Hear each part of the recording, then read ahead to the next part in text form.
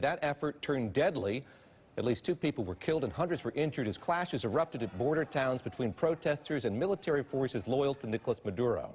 Now, a Democrat on the Senate Foreign Affairs Committee has suggested that what we are seeing may be a pretext for war. Connecticut's Chris Murphy writing this on Twitter: Democrats need to be careful about a potential trap being set by Trump et al.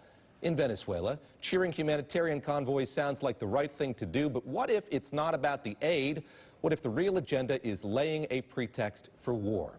Well, weeks after the United States recognized Juan Guaido as the leader of Venezuela, we have not seen a significant number of Maduro's backers shift their support. It's something Vice President Mike Pence plans to discuss with Guaido in Colombia when he meets with him this week. Eli, let me start with you. You've been following all of this. Help us understand how this has percolated, because we are at a point, I think as Chris Murphy points out, where there's more attention on this. You look at the scene there, it's bad. You see the crisis in those images. You hear about the death and the injuries as well. At the same time, one is left to wonder what happens next. What's that plan? Before the break, we played that thing in which Trump says he's got plans A, B, C, D, and E. At this point, one wonders if he has a plan A. What is it? What's the White House saying about the path forward? Well, I think in totality, you can look at this and say the White House, the Trump administration, is pursuing regime change in Venezuela. The question is how they go about it.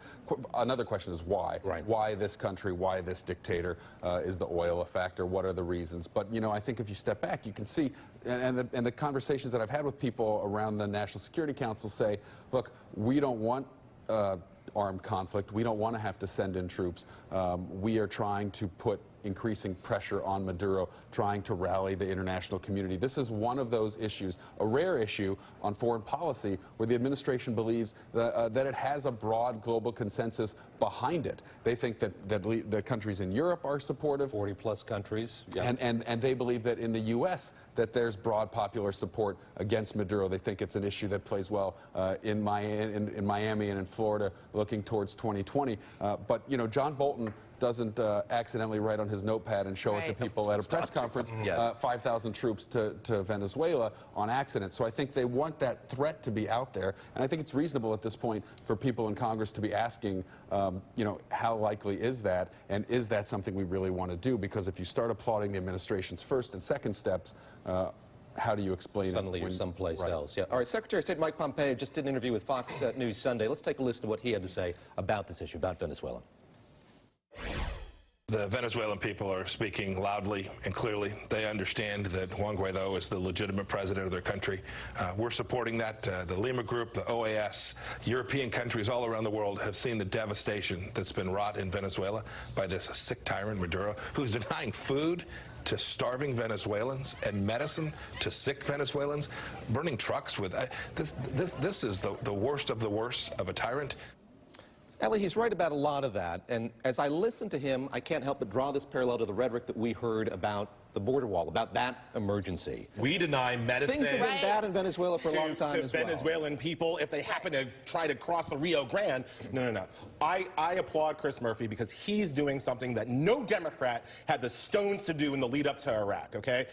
When Maduro says that our aid, normally, obviously, denying aid is a war crime. Like, how dare he?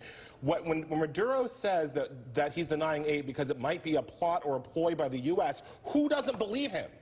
This is the problem with losing our credibility around the world. Donald Trump treats our credibility like it's a transaction, like it's Bitcoin. All right. When he loses the trust, how can I possibly trust that anything we're doing outside of our own borders is on the up and up when what we do inside our own country is not on the up and up? This is the danger of having a president that you can't trust. And Chris Murphy is absolutely right to make everybody just pump the brakes here and try to assess the situation in a more full manner. We can't trust that our own government is doing the right thing. Emily, to the point that Eli brought up just a moment ago, that is the degree to which this administration thinks this is an issue that's going to be good for them going forward, that it's going to have American support. Do we see that domestically? Yes, Miami's one thing, Florida's another thing.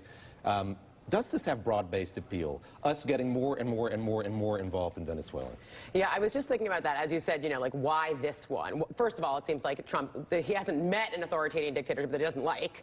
So why this one? And it does really feel like after the bad press they got, the bad PR they've been getting, rightfully so, bad press about the way they've been treating the border, the conversations around the asylum seekers who are coming in. It almost feels like they're trying to check a Latino box, right? Like, well, we can get in really great there. I mean, it feels like this is the war he's been wanting. We've been saying this from day one of his election. It's a way to control the media narrative. It's a way that makes him what he thinks is a more popular president. I mean, you want to reference movies, it's Wag the Dog, right? Like, he's trying to become that president, the war president. He thinks it gives him more power going into an election. I mean, let's not forget the fact that we can't even keep a stable military or leadership in National Security Council, right? Like, we don't currently have a Secretary of Defense. He resigned because of the chaos and support of authoritarian regimes. Doesn't feel like a great setup. Yeah. Certainly, I just want to get your perspective on this as well, sort of where things go from here. And it's like old home week. You've got Elliot Abrams, who's now leading the charge here in Venezuela. You bring up John Bolton, who's scrawled this stuff on his yellow legal pad as well. It's not hard to read the tea leaves here when you look at the personnel who's engineering all of this. This is terrifying, especially if you know current or recent American history in terms of the Iran-Contra affair and also John Bolton's involvement in getting us into the war in Iraq. And I think that for anybody who lived through either of those things, you're on high alert right now because you have a president who doesn't understand or care to learn any of the underlying policy questions or details, right? So he's making a decision like this without even understanding the underlying details. That's terrifying. But then on the other hand, you have a public who's not necessarily immersed in all of these details either, because this is a newer story in the public consciousness. This is a newer story that is making headlines. And so we're just like, what? Troops in Venezuela? I mean, if you were to ask somebody on the street if this is a question that the president is considering, they would be like, wait, what? We're going to war with what?